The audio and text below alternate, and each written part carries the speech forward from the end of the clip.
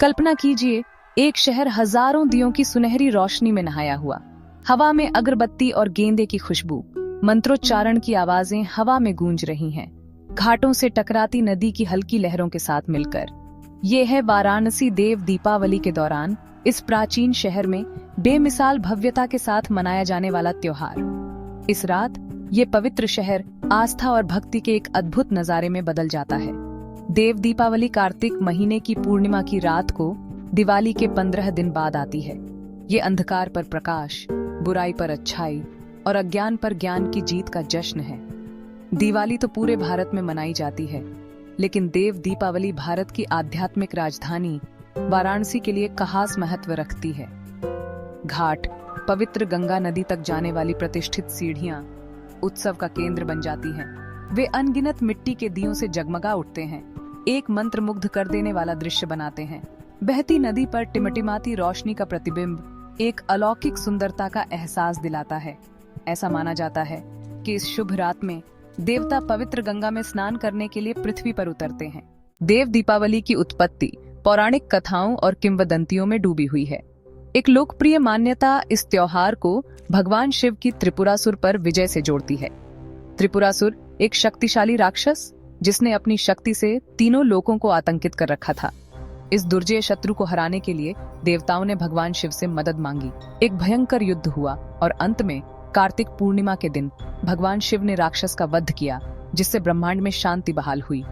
देवताओं ने खुशियां मनाई, बुराई पर अच्छाई की जीत का जश्न मनाने के लिए आकाश को दियों से रोशन किया।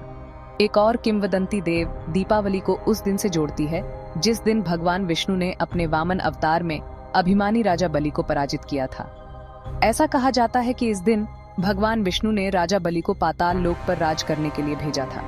इस घटना को मनाने के लिए भक्त दीपक जलाते हैं, जो अभिमान पर विनम्रता की विजय का प्रतीक है। देव दीपावली से जुड़ी किंवदंतियां अच्छाई और बुराई, प्रकाश और अंधकार के बीच के शाश्वत युद्ध पर प्रकाश डालती हैं। वे धार्मिकता की अंतिम विजय और अज्ञान पर विजय पाने के लिए ज्ञान प्राप्त करने के महत्व की याद दिलाती हैं। देव दीपावली पीढ़ी दर पीढ़ी चले आ रहे रीति रिवाजों और परंपराओं से बुनी एक जीवंत टेपेस्ट्री है। दिन की शुरुआत भक्तों द्वारा पवित्र गंगा में डुबकी लगाने से होती है। उनका मानना है कि इस शुभ दिन पर पवित्र नदी में स्नान करने से उनके पाप धुल जाते हैं और वे मोक्ष के करीब आ जाते हैं। जैसे ही शाम ढलती है, घाट गतिविधियों से जीवंत हो उठते हैं। सभी वर्गों के लोग उत्सव में भाग लेने के लिए इकट्ठा होते हैं। अगरबत्ती की सुगंध और गेंदे के फूलों की खुशबू हवा में भर जाती है।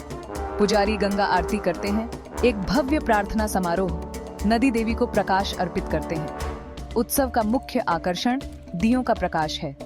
तेल और रुई की बत्तियों से भरे इन छोटे छोटे मिट्टी के दियों को जलाकर नदी में बहाया जाता है। अनगिनत टिमटिमाती लपटों को धीरे धीरे नीचे की ओर बहते हुए देखना एक अद्भुत नजारा होता है। जगमगाते घाट, प्रार्थनाओं का जाप और अगरबत्ती की खुशबू जादू और भक्ति का माहौल बनाती है। दिवाली और देव दीपावली दोनों ही प्रकाश के त्योहार हैं, लेकिन वे अपने महत्व और उत्सव के तरीके में अलग हैं। दिवाली, जो पूरे भारत में और दुनिया भर के हिंदुओं द्वारा मनाई जाती है, राक्षस राजा रावण को हराकर भगवान राम के वनवास से लौटने का प्रतीक है। देव दीपावली मुख्य रूप से वाराणसी में मनाई जाती है। राक्षसों पर देवताओं की विजय का प्रतीक है। यह अंधेरे पर प्रकाश और अज्ञान पर ज्ञान का उत्सव है। दिवाली जहां पारिवारिक समारोहों और दावतों का समय है, वहीं देव दीपावली एक आध्यात्मिक अनुष्ठान है। उत्सव का पैमाना भी अलग है।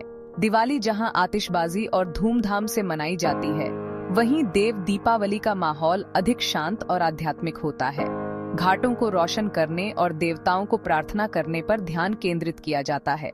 हालांकि दोनों त्योहार बुराई पर अच्छाई की जीत और अंधेरे को दूर करने में प्रकाश के महत्व के समान विषय को साझा करते हैं।